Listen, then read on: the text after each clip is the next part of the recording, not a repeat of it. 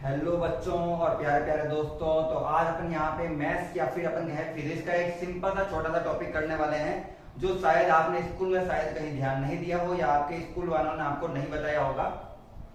Simple सा topic अपन काफी बार derivation करते हैं तो बीच में अपन को देखने को मिलता है कि जब अपन किसी पॉइंट पर थीटा की वैल्यू बहुत बहुत लेस देन लेते हैं या फिर लगभग जीरो के बराबर ले लेते हैं।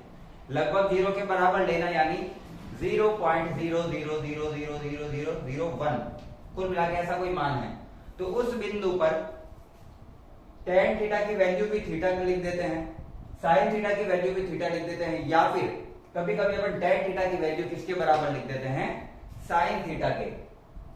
आज अपन यही डिस्कस करने वाले हैं कि ऐसा हो क्यों रहा है। अगर आपने स्कूल में कभी अच्छे से ध्यान नहीं दिया होगा, मेरे हिसाब से आपने ध्यान नहीं दिया होगा, टीचर तो एक बार बता ही देते हैं, या फिर आपके टीचर ने अगर नहीं भी बताया हो तो अपन यहाँ पे अच्छे से देखेंगे, क्योंकि मैथ्स और फिजिक्स के सारे कॉन्सेप्ट होने चाहिए क्लियर, ताकि अपन को पता रहे कि वो चीजें चेंज क्यों हो रही है और किस प्रकार से फिजिक्स चलती है या फिर मैथ्स चलती है। यहाँ पर मैं हिंदी के अकॉर्डिंग बता रहा हूँ, कुछ पॉइंट सीधे से वैल्यू लिखूंगा, अपन थोड़ा बहुत इंग्लिश में बीच में टर्म काम में ले लेंगे। जैसे मैं यहाँ पे कहूं मेरे पास एक ट्राइंगल है, एक त्रिभुज दिया हुआ है, ये उसका आधार यानी बेस है, ये उसका परपेंडिकुलर यानी लंब है, लंब को एल से लिखूंगा मैं, और ये कर्ण यानी हाइपोटेनियस है। तो आपको चूंकि लाइन दिख तो रही है, ये हाइपोटेनियस, ये परपेंडिकुलर, ये बेस, तो ऐसे पता चल जाएगा। मैं इसको इसके के से लिख रहा हूं, इसको एल से और इसको ए से, कर्ण लंब और आधार है ये। अब मुझे सबसे पहले ये मैं देखता हूं थोड़ा सा कि tan थीटा sin थीटा के इक्वल क्यों हो जाता है, तो यहाँ पे अच्छे से ध्यान देना। जनरली अपन कहते हैं कि sin थीटा जो होता है वो होता है परपेंडिकुलर अपॉन हाइपोटेनियस, यानी लंब अपॉन कर्ण, लंब इंटू लंब अपॉन कर्ण। और tan थीटा जब लेते हैं तो वो होता है लंब बटा आधार, यानी परपेंडिकुलर अपॉन बेस। ये आपको जनरली पता होगा, इतना आपको सोचने की आवश्यकता नहीं होगी, ये तो आपको पता ही होगा। अब मुझे कह रहा है कि थीटा को इतना कम ले लो कि वो लगभग किसके इक्वल आ जाए, जीरो के इक्वल आ जाए। तो मैं एक स्केल लेके आपको आराम से बताता हूं इसका, 2 मिनट के लिए। मुझे थीटा को अतिअल्प ले लेना है, थीटा को अतिअल्प यानी थीटा तो यही है, इतना तो आपको पता ही होगा ना, थीटा तो यही है मेरे पास। मैंने मान लो फिर से एक बार बनाया इसी लाइन को, और ये मेरा आधार यानी बेस हो गया, यहां से यहां तक का ए। मैंने एंगल बहुत छोटा लिया है, इस बार एंगल बहुत छोटा ले रहा हूं, बहुत यानी ऑलमोस्ट जीरो के इक्वल।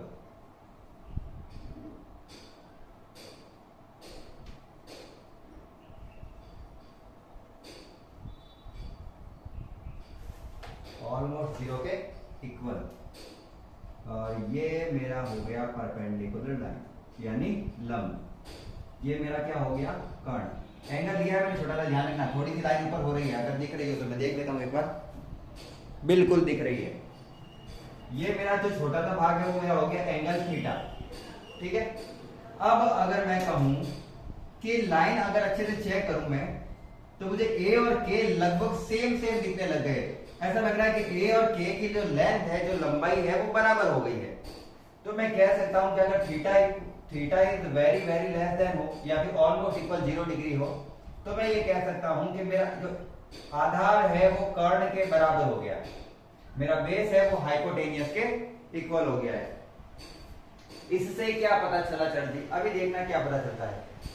साइन थीटा का साइन थीटा, एल की जगह एल, लेकिन जहां कर्ण यानी हाइपोटेनियस दे रखा था उसको मैं ए लिख सकता हूं ना, के की जगह क्या लिख सकता हूं, ए।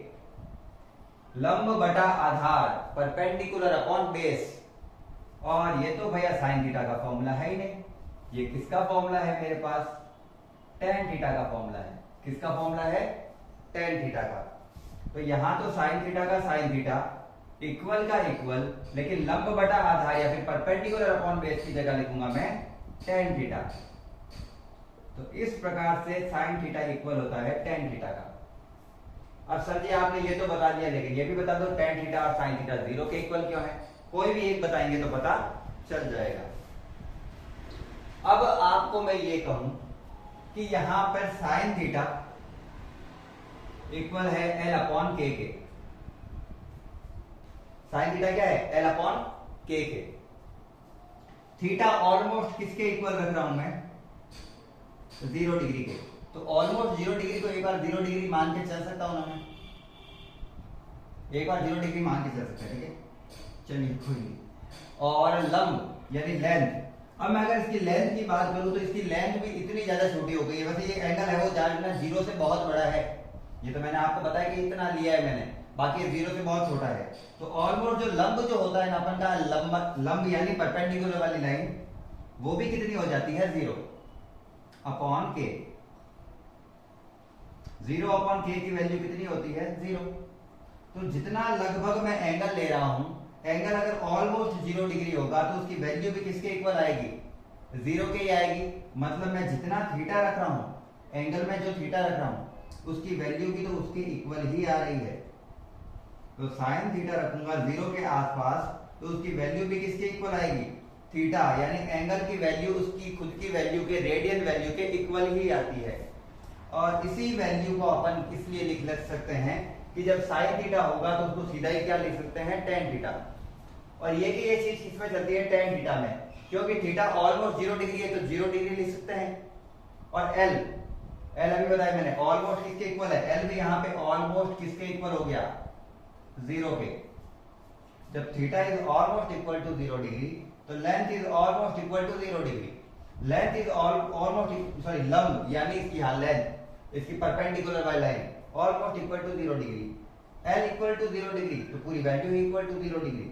तो एंगल और वैल्यू दोनों सेम आ रही है, दोनों सेम आ रही है, मतलब दोनों ही थीटा ही है, दोनों इक्वल ही है। इसलिए मैं साइन थीटा को क्या लिख सकता हूँ? थीटा। इसलिए मैं टेन थीटा को भी क्या लिख सकता हूँ? थीटा, क्योंकि इसमें भी यहाँ पे 0 आएगा अपॉन ए, और यहाँ पे अपन रखेंगे 0 डिग्री। तो 0 डिग्री किसके इक्वल आ रहा है? 0 के। तो जो एंगल रख रहे हैं वैल्यू उतनी प्राप्त हो रही है। तो अपन कह सकते हैं कि जो ये वैल्यू है वो थीटा के ऑलमोस्ट नियरली इक्वल टू है। ये था आज का अपन का सिंपल सा कॉन्सेप्ट। बहुत इजी कॉन्सेप्ट है, समझने में बहुत इजी है। अगर क्लास अच्छी लगी हो, आपके लिए बेनिफिशियल रही हो, तो लाइक करते हुए चलना है। ऐसे ही और कॉन्सेप्ट में सारे समझाने वाला हूं यहाँ पे, तो आप यहाँ से जुड़े रहें।